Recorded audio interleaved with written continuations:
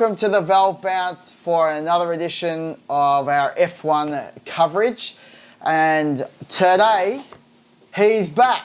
I'm back! Well, sort of. Yeah. Sort of. Sort of. So you're in isolation. Is that what's happening? Yeah, mate. I am stuck in isolation. That is 100% what is happening right now. Thanks to you, you bastard.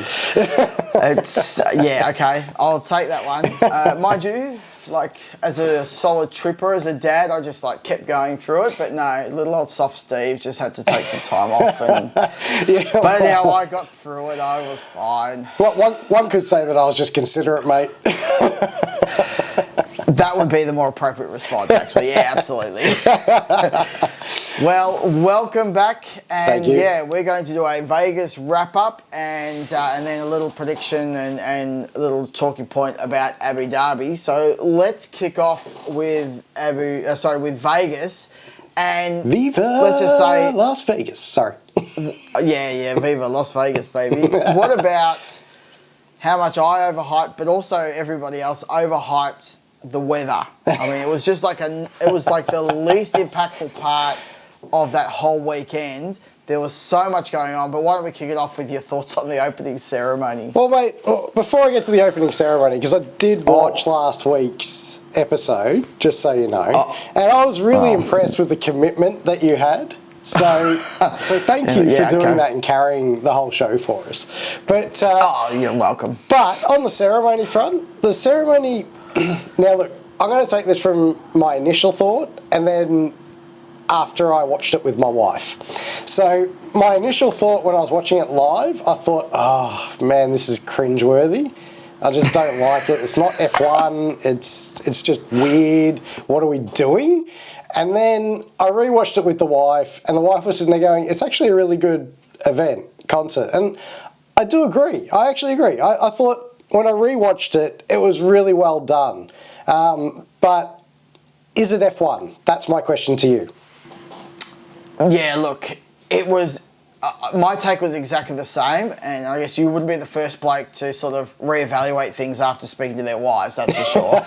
But I agree, like, as an actual entertainment spectacle, it was fantastic. It was really good. But I just always, I just had this thing going, what the hell is going... Like, what part of F1 is this? I really was... like in two bold positions of hate it, love it. So I guess in terms of them showing, a showcase of what they can do and what they expect and the big brash sort of $500 million spend that they did for this event, it really was just so weird to be able to sit in both camps of, okay, I can appreciate it as an entertainment thing, but I just don't, for once, I agree with Max Verstappen. I'm just not on board with the show. Yeah, look, I'm not totally convinced that it's not part of it anymore. I think it can sort of exist or coexist. But I think they need to be very careful on how they balance both. So, I look at... I mean, obviously, we've been to the Australian Grand Prix a few times, and they have a bit of a band or a few bands playing throughout the course of the weekend. But I do think you need to balance it. You can't just have one, massive... I suppose it's Vegas, so I kind of... they're always going to go big, right? True, yeah. They're always going to go big. But I don't know if they need to spend $500 million doing it and having every single... I don't think there was one A-class celeb not on the grid. There were just loads of them everywhere throughout the weekend. So it was a bit over the top. And I do agree with Max in some respects. I think he probably could have eased a little bit by the end of it. But, yeah, I mean, he's pretty vocal anyway. He'll just tell it how he sees it.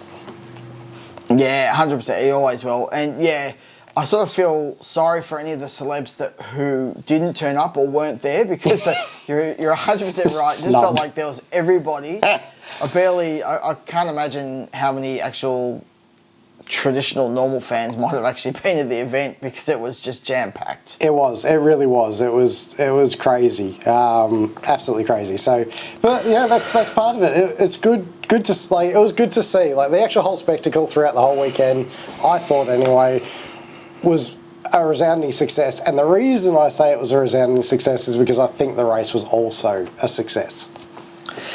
Yeah, well, I agree. But let's talk about, especially the Friday, let's talk about the first practice session and the second practice session, because it did not start strong for them. It was an absolute balls up and all. It doesn't matter how you want to describe it. They really failed on that. So FP1, let's cover off the water drain issue and the Saints issue. So, yeah, tell me what your thoughts are on them not really. Tell me your thoughts on what the water drain issue really means for F1, who really should have had their stuff covered. Well, I think what they've been caught out with a little bit is because we're using ground effect cars, they're sucking as they go along. And maybe they underestimated, from an engineering point of view, just how much they actually pull from the ground. They suck the cars to the ground, but that also means that anything that's loose, really, or not loose, but not strong enough to withhold, it's going to come up. And obviously we saw Sainz clearly run across it and pretty much destroy his entire car. So I don't think that was great at all. You're right, and I mean, we'll come to the point of the penalty, but I do feel that was kind of unfair. Yeah, I do too. I think I can't understand how such a crucial component that like, we've had it way back in Monaco, we've had it at Baku, so these are not unknown things, and just, it's got to be in engineering. There's no way they didn't consider it, so they just didn't think about the engineering point of view, so I think you're spot on there. The part that I don't like is the penalty, and I should also say that it was Gasly also that his car got damaged as well, I think, from this, but we never really heard much about it. So yeah, you're right. But yeah, Sainz, obviously the big talking point was the damage it did to the car and him requiring to take additional parts. Yep. Like, if I could have a valve bounce moment, this would be it. I cannot understand, and it makes me, like, I can't understand, it makes me so frustrated that the FIA don't have a provision to work around this. They're already going to be suffering from a cost cap point of view because they have to pay to replace all that stuff.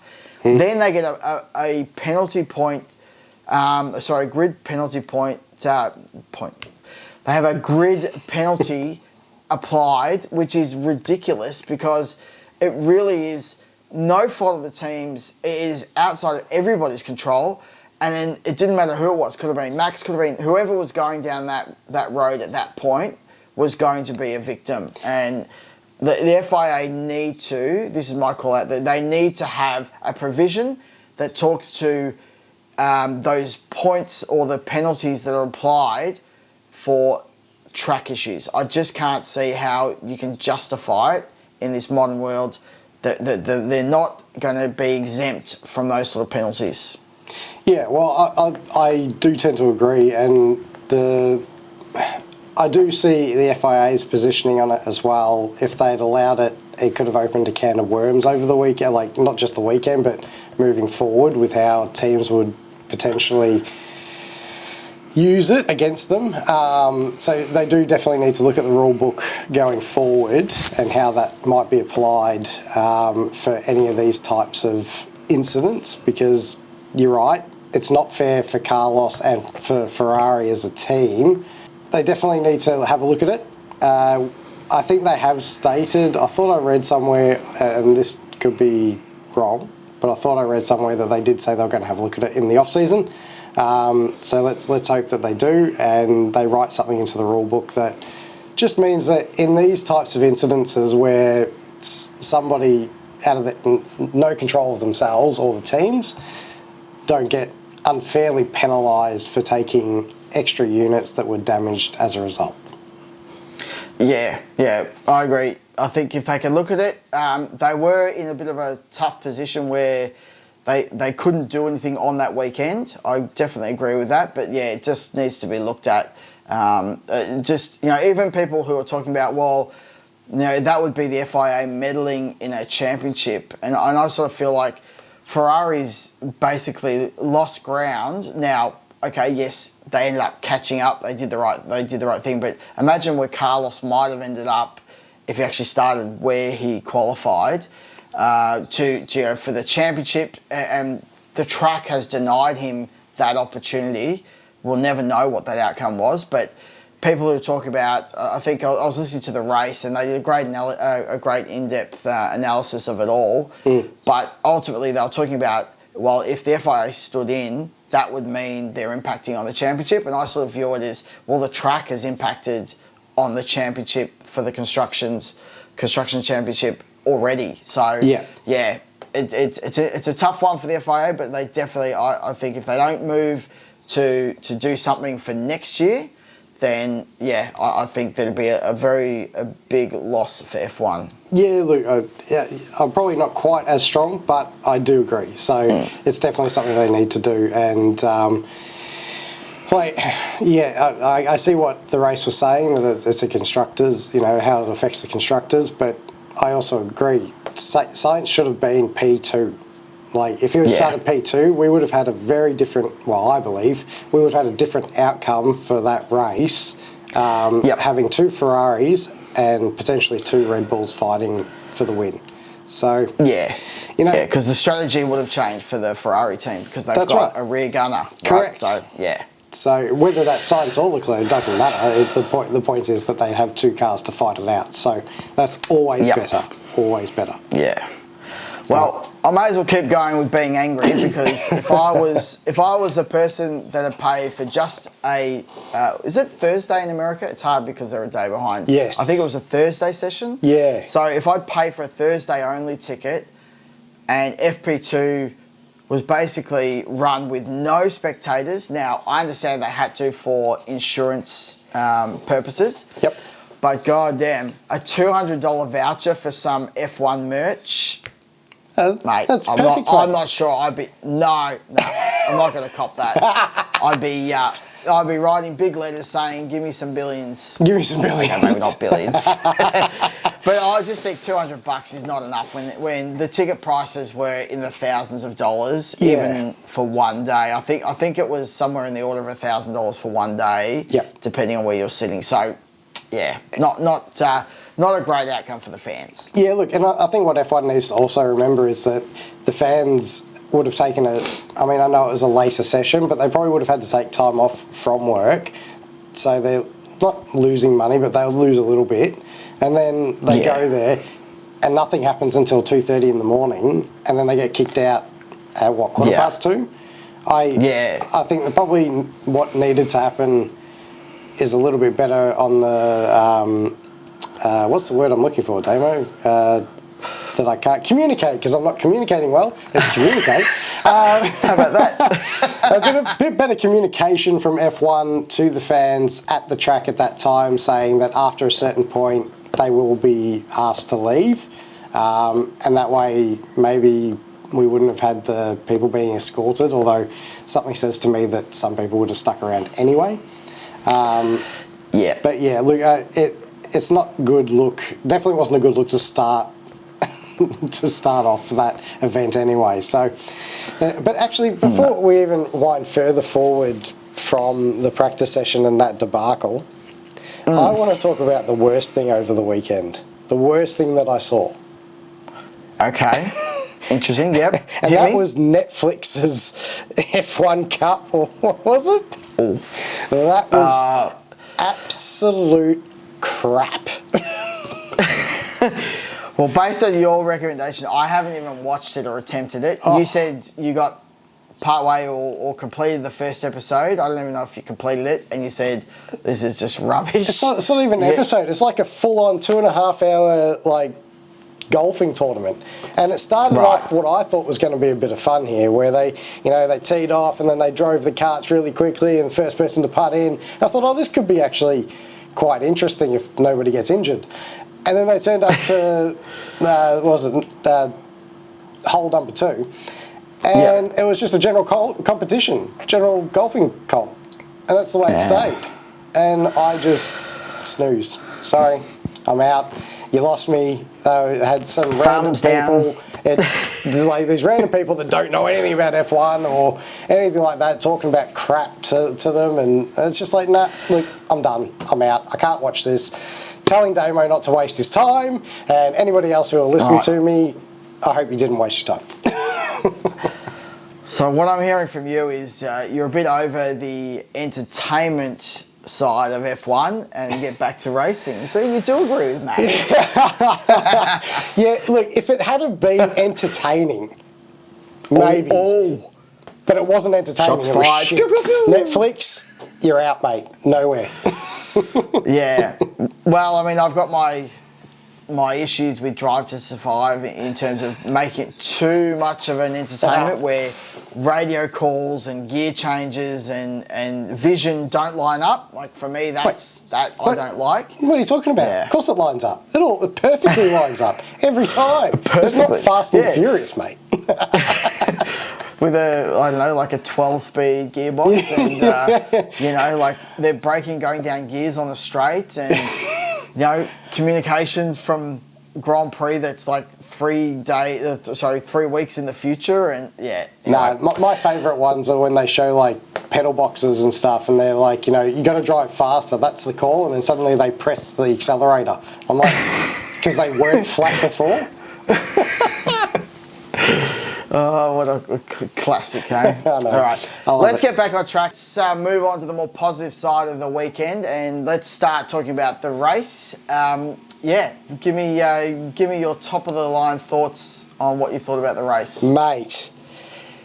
I'm going to go straight in with Piastri to start. Right, I know there's other things to go, but I'm going to go with Piastri because I just want to quickly talk about how good that guy is with racecraft. For a rookie, how good were those passes, mate? How good? Those passes were like, you just had shades of Red Bull Daniel Ricciardo licking the stamp, sending the envelope. But not only that, like you talk about him being a rookie. Yeah. Mate, can I make the call? Let's be bold. Oof. He is better than half of the field in his rookie season. Easily. I probably could go more, but I'm going to say, I mean, you just look at his commitment. Like, there was no, like, he's had accidents like with the Hamilton stuff, etc., which we'll talk about later. But those passes, made the apex, didn't it? Like, just absolutely perfect, deep dive. Bang! Let's go, Oscar. They were just amazing. I think it was Ocon that he passed down into like turn 3 or something.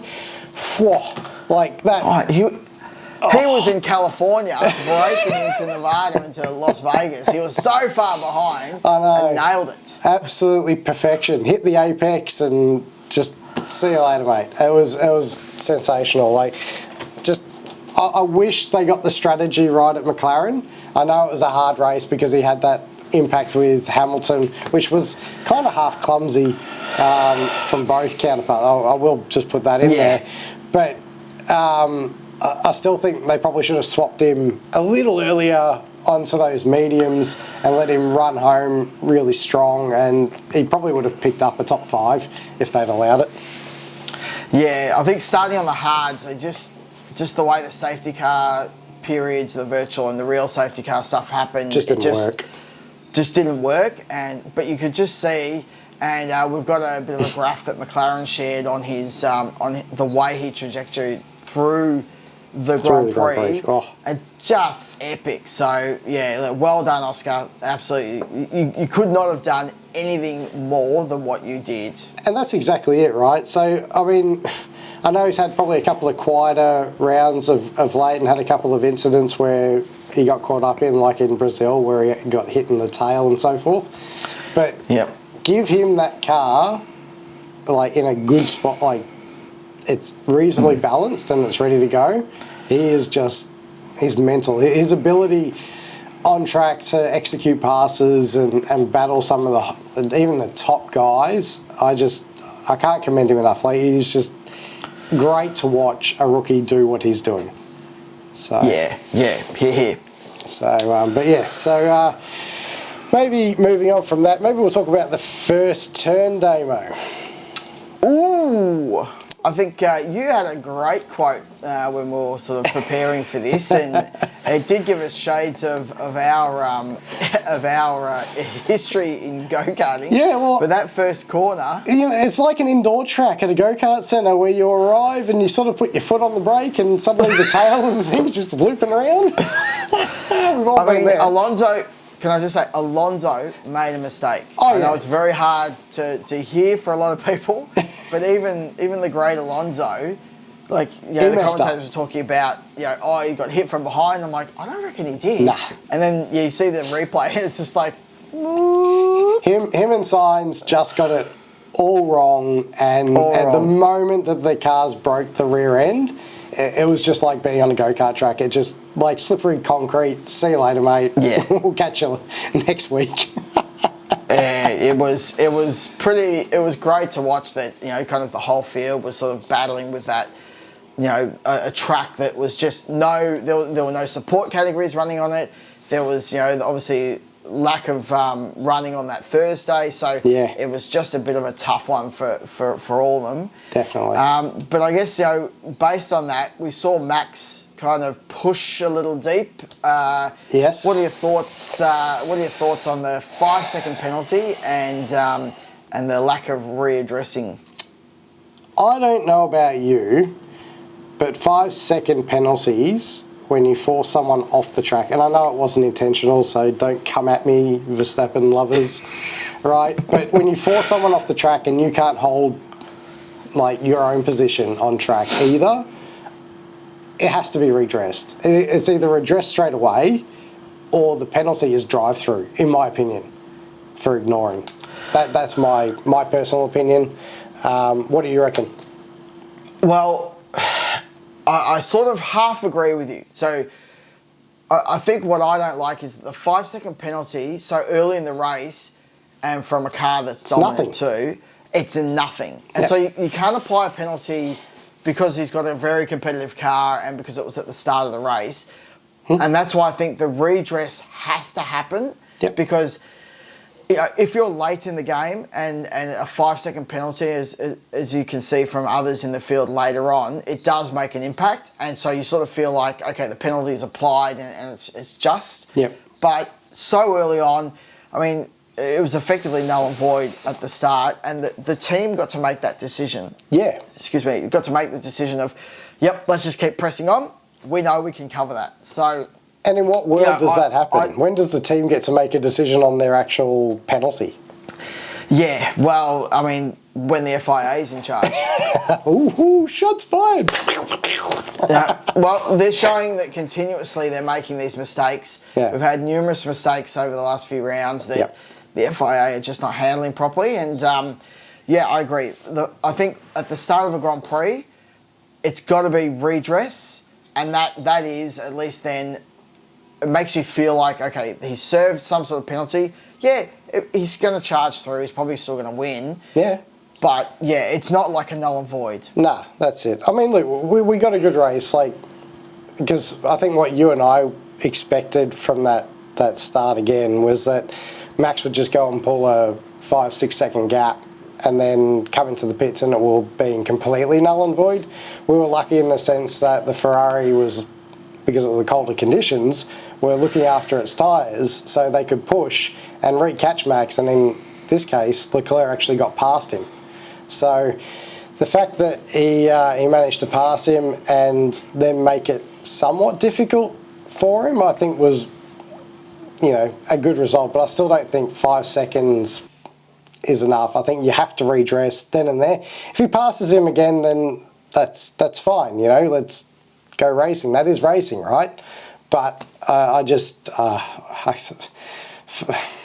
seconds is just nothing on track, and I think we're learning that because every team that does something on track that they know they're only going to get a 5-second penalty for, they don't tell them to readdress, they tell them to press on. Yeah, so moving on from that, Damo, let's get on to the biggest incident of the weekend. Oof, it was a biggie. It was huge. And a bit of a surprise that it was really, well, from what I've heard, it was just slightly offline, hit a bump.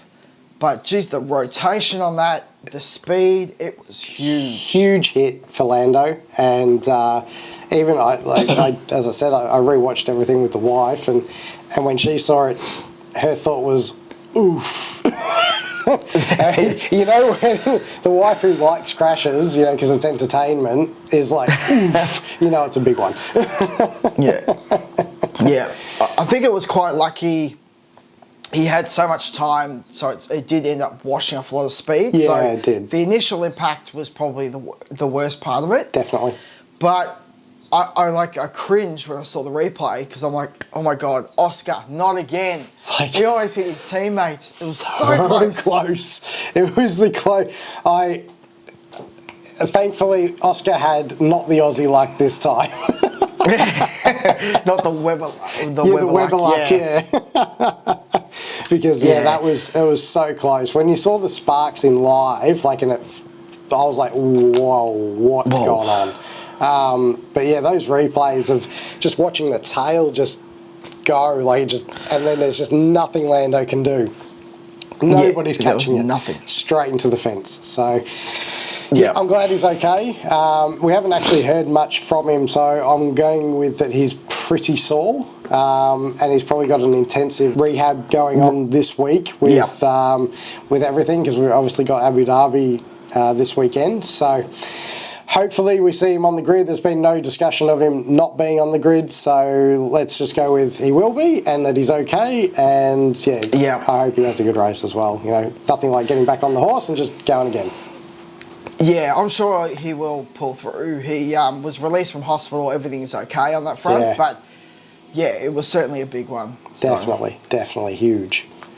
Yeah. Right. So, I guess let's talk about just more general stuff on the race. Okay. The passing. So, I think the number was somewhere in the order, it was over 50-odd passes. Solid. What a great outcome for F1 in terms of an actual race with some real passing and some legit passing from Leclerc and Oscar, as we've spoken. Yep. So, I mean, like, as a spectacle, that is pretty good. It's been a really long time since we've actually seen a car pass and then be passed in a battle. How many times do you see one gets past and then they drive off into the distance? We've seen that, been there, done and dusted. But what was really good, because it was such a cold event, the tyres hung on. And they had almost different times. Like, you see the Ferrari would not come on strong at the start, and then by the middle part of it, it was back up against the Red Bulls and passing, and that was up and down the field. Like, even Ricciardo, and we'll get on to AlphaTauri having a bit of a shocker, but they were coming up the field really quickly, but then struggled to keep the heat in the tyres, and then both Yuki and him just fell away. But it just made this different dynamic, backwards and forwards, where people were passing, and it was good battling, strong passes. And it actually, I referred to this, I don't know what you call this track other than Las Vegas, but all I could get in my head was Spider Pig from The Simpsons. Right? Spider Pig. But that track, because it was free and open, typically with only a couple of different technical sides, really opened up the ability for these cars to actually battle. And that was cool. Yeah, I think it was a good combo of both the track layout and the weather, because, they could actually push the tyres. They weren't, managing them like they are in a lot of other circuits where they just drive to a number to kind of make them last. The only thing they had to consider was the graining. So it was those that kind of pushed too hard too early then fell off a cliff. Yep. And those that were able to manage that initial phase could then just like drive it hard, and it was great to see on all fronts because, I mean, it really did just pay off for a better spectacle to see cars passing back and forward. And as we say, like, you know, some of the key passes that were happening from Leclerc, from Oscar, they just made the show so much better. Yeah, definitely. I couldn't agree more. Like, it was just a great show across the board. Everyone got stuck in. I mean, like, just some of those passes and stuff were crazy. That last, what was it, the Verstappen pass with Leclerc particularly, where you saw like Verstappen dive and then you see Leclerc release the brake just to try and get that little edge. And, it just being able to witness that and see it is something, because usually you don't, right? Like, it's just their hard brake because they're coming in. Bump, turn, see you later. It was just so much racecraft to actually witness, both in the race and even in the quali where the cars were moving about and stuff. And that, you know, probably for us, because we are a little older now, we loved seeing that back in the 90s, and I mean, I didn't get to see the 80s, but the 90s and the 2000s, there was a lot of movement in the cars. And I love seeing that. So I'll kind of look, here's what I want for next year. Every single race needs to be 2 to 3 degrees. We need a track where it's like indoor go-kart track, so just take away the grip and let's go racing, because it's perfect. Perfect. Yeah. Not asking for much there. Not at all. So let's go on to some of the more strategic plays that sort of happened with some of the safety cars, people deciding to pit, to not pit. I guess the Ferrari failure to respond to the safety car, I think was a good sort of a good indication of making Leclerc having to do a lot more work, which was good from a spectacle point of view, but yeah, certainly wasn't the most optimum. No, definitely not. I mean, look, rightly or wrongly, you make the choice, don't you? You either go or you don't, and it'll work in your favour or it won't. For Red Bull and Perez, the jump in straight away was a great idea. And that really elevated him up the order to really battle in that top area. And for Leclerc, he was very surprised that he was the only one who didn't do 2 stops. Let's just say that. Yep. Yeah, what do they call it? The Verstappen podcast at the end in the lovely Rolls Royce. Yeah, where he asked that question. He goes, "Oh, you got stopped?" Yeah. And he's like, "Oh," and you just saw it. It just clicked straight away. He's like, "Damn it!" and look, I think that was really, for Ferrari, that was probably the only mistake. That last one, I think they should have taken. If they'd taken that, I think they probably win, to be honest.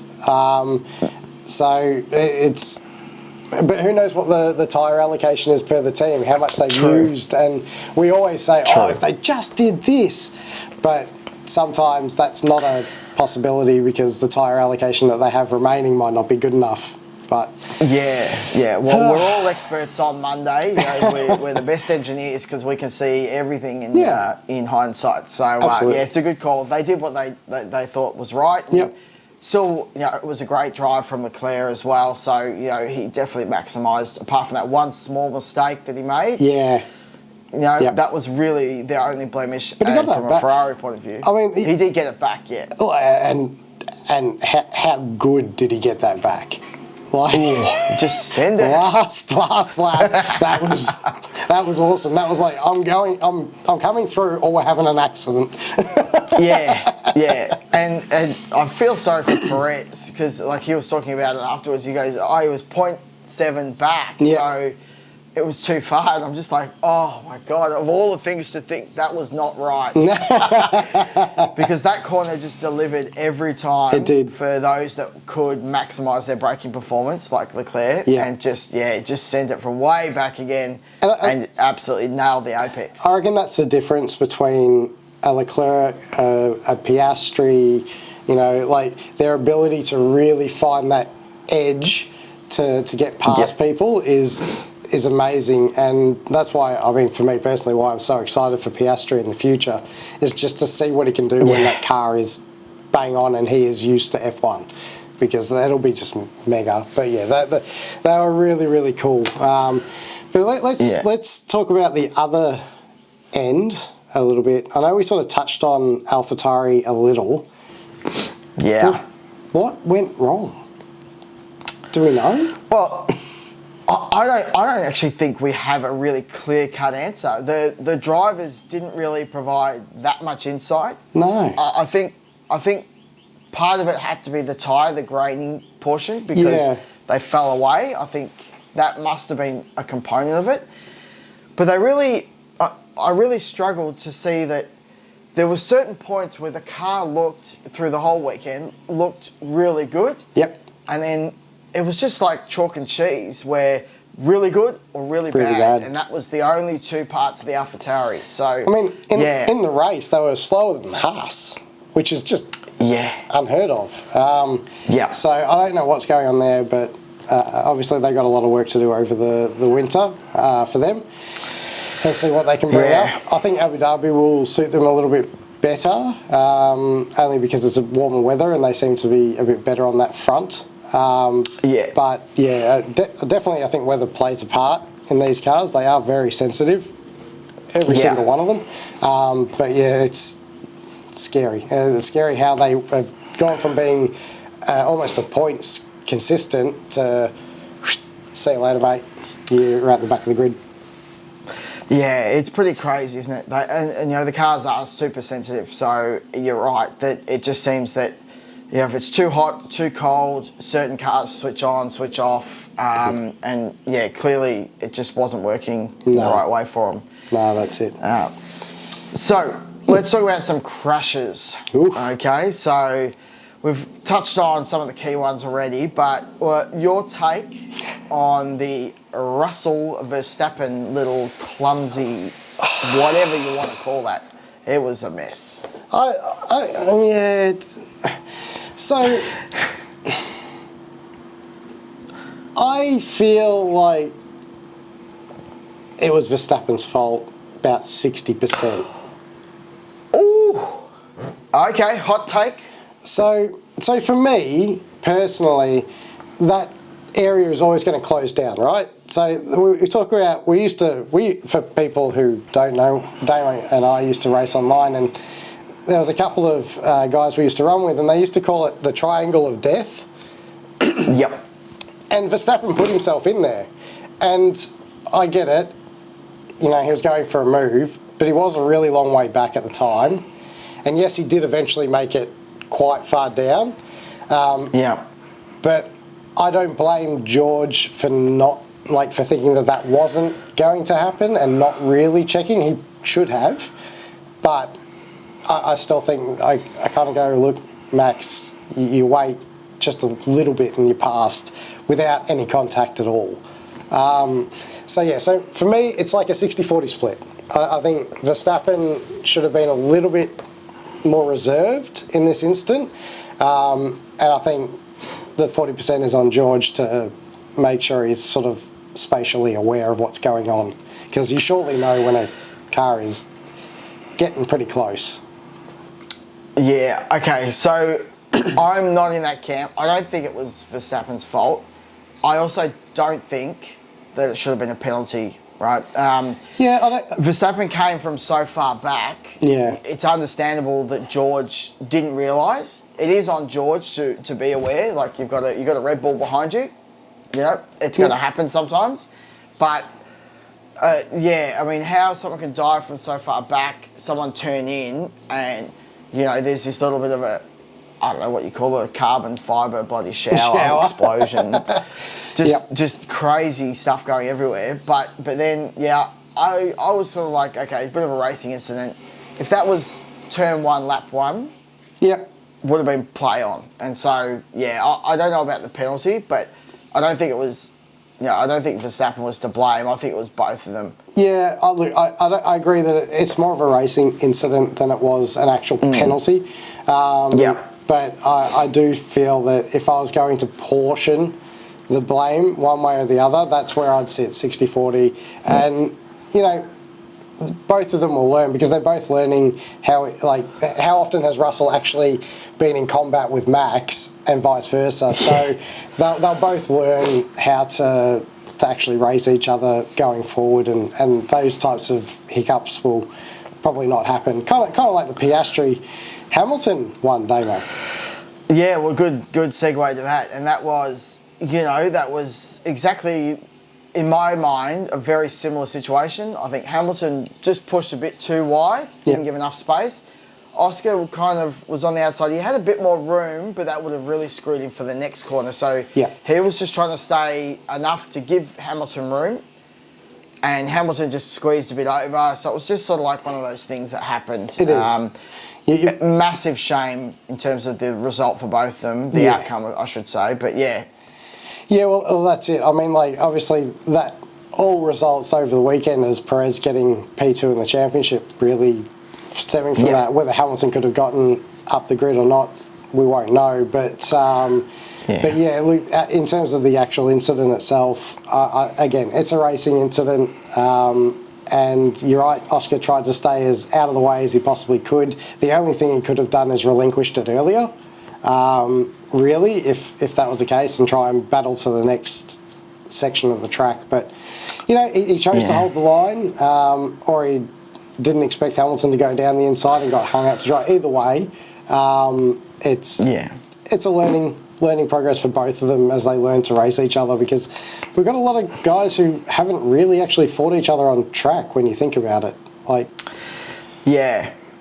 think that, you know, just learning how everybody races, and I think that's been a bit of Oscar has been victim to that a little bit this year, because people don't know how he is, and probably their expectation is from a rookie to just sort of let people go, and Oscar's definitely not that guy. No.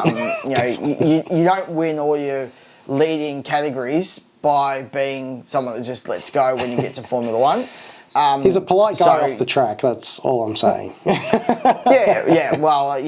got a bit of work to do on the personality, but very polite and quiet. But on track, his head is switched on, and I think, you know, that's, you know, he'll be successful because of it. So definitely. Hamilton and him will, you know, they'll figure that stuff out. Certainly will. Yeah. All right. Do you want to move on to Abu Dhabi, Damo?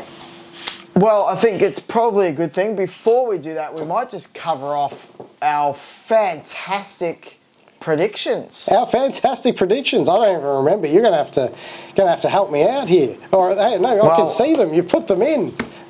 I have. Like, I could talk about fantastic in a sarcastic way, right? Yeah.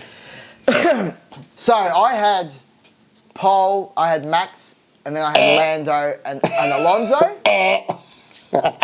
And you had Charles Leclerc. Get stuffed. You had Perez. Yeah, that was nowhere. yeah, good one there. And Lando.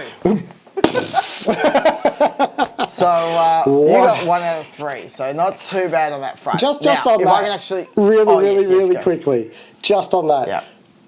What happened to McLaren in qualifying? Oh man, like just like if I could, like, if there's a way that you could say somebody just hit the reset button or somebody switched off, like that is like just they were. I don't know what happened. Like what? Hang on, where's the speed? Yeah, the speed went because they didn't take a second set of tyres, either of them. So everyone else took a new set, and they felt like the tyres would hang on and they'd get in some laps, and it just... They did. Yeah. So, no good, McLaren. Be better. Useless. Be better.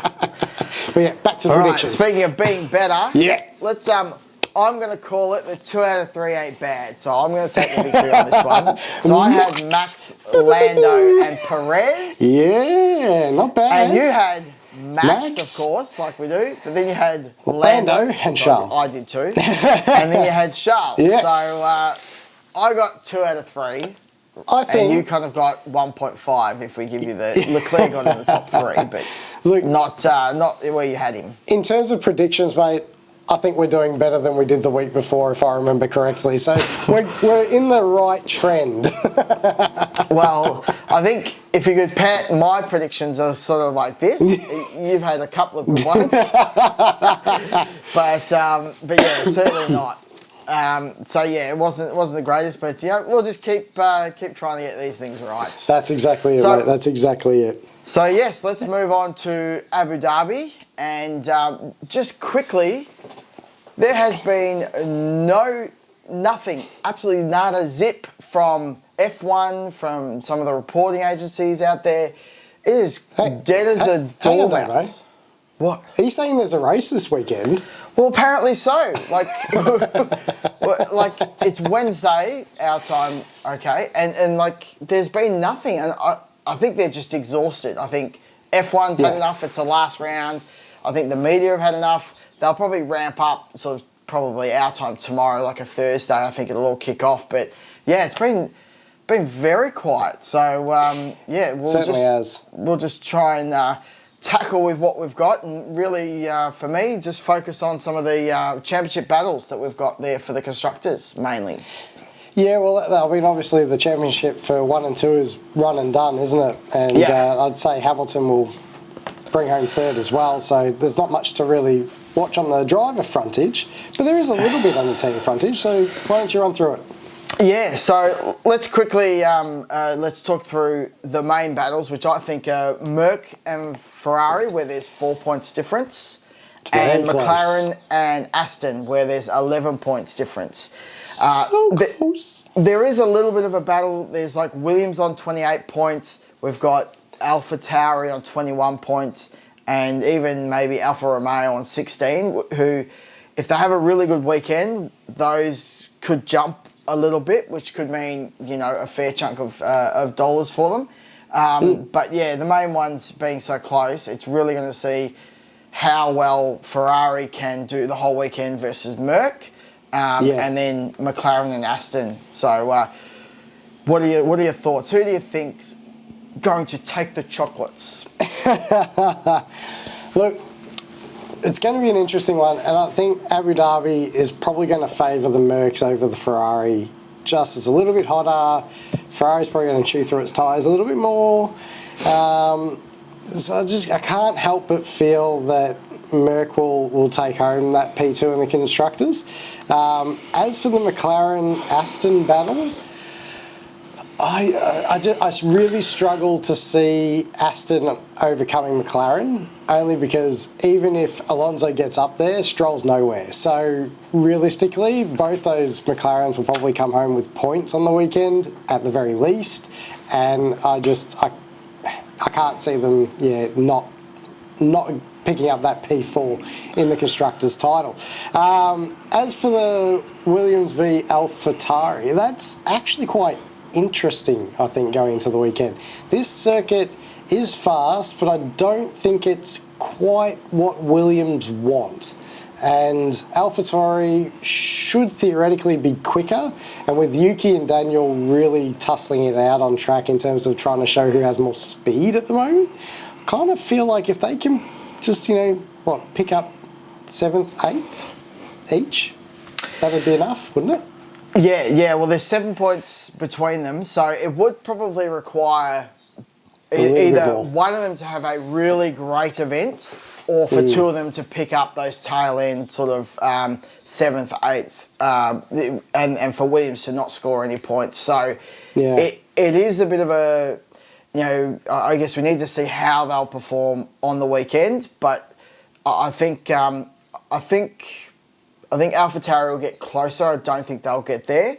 I think McLaren, you're right. Stroll has been good the last 2 Grand Prix, though, where he's actually lifted his performance. So it is a bit of an unknown. Maybe he's, he's fighting for his seat, or potentially, if Daddy's going to kick him out. I don't think so. No. But you'd have to say that on paper, McLaren should retain that spot. I think Ferrari is going to beat Mercedes. That's my hot take. Forza Ferrari! What are you doing, Rain. I mean, I'm a Ferrari fan, but not even I'm predicting that they'll overcome them. Yeah, look, the heat is a bit of an unknown there, but we've just seen with Mercedes at certain tracks, they kind of are really good, they sort of don't, drop down a fair bit. And look, I'm just going off, last year, Mercedes were really not involved in the top end of the order there. And so for me, I'm just going to take it on last year's performance, even though Merc have advanced. How dare you bring facts into this? This is not a professional podcast, Damo. No, sorry, boring old Damo. That's the old man in me, I can tell you, that's for sure. That's good. So that's my take. Look, I've been horribly wrong in my predictions, so... If we're going with Ferrari are going to beat Merc, then Leclerc to win, pole position, let's throw it all out there for the Ferrari. Yeah, let's do it. Well, yeah, let's kick off. Tell me who you think is going to go and win pole. Are you ready for this? I'm going bold. Are Bold? you ready? Okay. Bold. Oscar Piastri, pole position, yeah. And I think Charles Leclerc is going to be P2 and Norris will be P3. That's my prediction. Mate, you think I'm bold talking about Ferrari? Jesus Christ. I mean, I love that. That'd be, how good would that be? But yeah. Look, if it's Oscar or Leclerc, I'm really not going to be sad one way or the other. Let's be honest. Yeah. Okay. All right. So for my predictions, I've gone with Max, Leclerc, Perez. Wow. Really stepping out. Really stepping out there. I guess if I'm going to say that Ferrari's going to win, Leclerc or Sainz, who's been unlucky, but both of them will probably be up there, I think. I've got to put one of them in the top three. I think now that there's no pressure on Perez, I think he'll be third, no problems. Might even take second because suddenly the weight's lifted, he'll just perform. Yeah. But yeah, gee, I tell you what, Piastri, imagine that, a pole position. Oof. Oh, look, I'd love it. I really would. And look, maybe I am just being a little bit optimistic, but I just feel like the Abu Dhabi style circuit, similar to Qatar, similar sort of heat, similar time frames. I just feel like that maybe, could be wrong, might be enough for him to get pole position. If they are in the fight, it's probably going to come down to him and Norris because, let's face it. But the interesting part with Norris when it's in a big fight like that is he tends to just have a little bit of a crumble moment like we saw in Qatar. So that's why I sort of think Piastri. Okay. I was thinking that you're going to go with the angle of, he's a bit sore from the crash and so he won't be able to perform his best. But no, you just want to start shooting at the old Norris. That's fine, I get it. No, not shooting. Just going by facts. Okay, facts. You're back to me. Yeah, okay, facts. Cool. Well, so race result, I'm going to go with Max, Leclerc, Perez. So yeah, copy paste. I know, but I don't see it being that different. I just think that'll be pretty much how it rolls out. I think Abu Dhabi doesn't throw up too many surprises, so. Wherever the pole, second, third, maybe fourth are, they're the ones that are going to end up winning. So that's why I've just done the old copy-paste for the race result. I tend to agree with you when it's sort of the top few that will typically end up winning. So even though I hadn't selected Verstappen to be in that top three, I think he's still going to be fourth or fifth. So my prediction is that Verstappen will win. Like yourself. Boring. Okay. Yep. But I also think that it'll be Norris and Piastri. So I think the two McLaren boys will have a really good day out. Yeah, you are. You're really predicting that they're going to have a day out. Another double podium would be a great result for them. Finish off the year and obviously cement them way above Aston in that case if they're going to have that kind of result. Exactly right. Just cement it. Because how big, can we just, after the predictions, how big of a comeback is McLaren? Like, where they were pre-Austria to where they are now, have we ever witnessed a swing like that? No, I don't think any upgrade has ever seen the basically from a bottom team, because they were effectively right at the bottom. I mean, Haas was always going to be at the bottom, but they were down, at the tail end, and just that change. And I know there was a lot of talk that they basically knew coming into the season they were stuffed, and they'd done a lot of work to kind of get to let's get the upgrades, and we know they're going to work. But for that to actually be like a successful outcome, to go from bottom to top, is, I don't think ever I would have witnessed it or that I can ever remember. So, yeah. Yep. Nah, 100% agree. And I mean, I know we say kudos to McLaren plenty of times on this pod, but it's just unheard of, and just to be able to do that, I think is great, and hopefully it puts them in good stead going forward as well, because I'd love to see them actually challenging Max all year next year, and actually putting him under pressure to see if he is as cool as they say he is now, or whether he's still got a little bit of that fire in him. Right, that fire is just sitting there. It's just no one's stoking it. So we know simmering. Explosions. They're going to happen. Whoever's going to take it to them next year, if they are successful and they actually do it, then it's going to be a great battle with explosions for sure. Definitely. All right, well, I guess we should wrap this one up, eh? That is, yeah. We're going to wrap this up, and effectively you can have a look at some of the other videos we've got on the channel now. We've got a latest episode which was a car news and a SEMA review, and we've got more stuff coming out because we've got the tail end of the supercars happening, the last round for them coming up this weekend. Yeah, that's this weekend too. Big weekend of motorsport. It is a big weekend of videos for us, so we will see you all in the next episode. Will do. Thanks for tuning in, guys. See ya.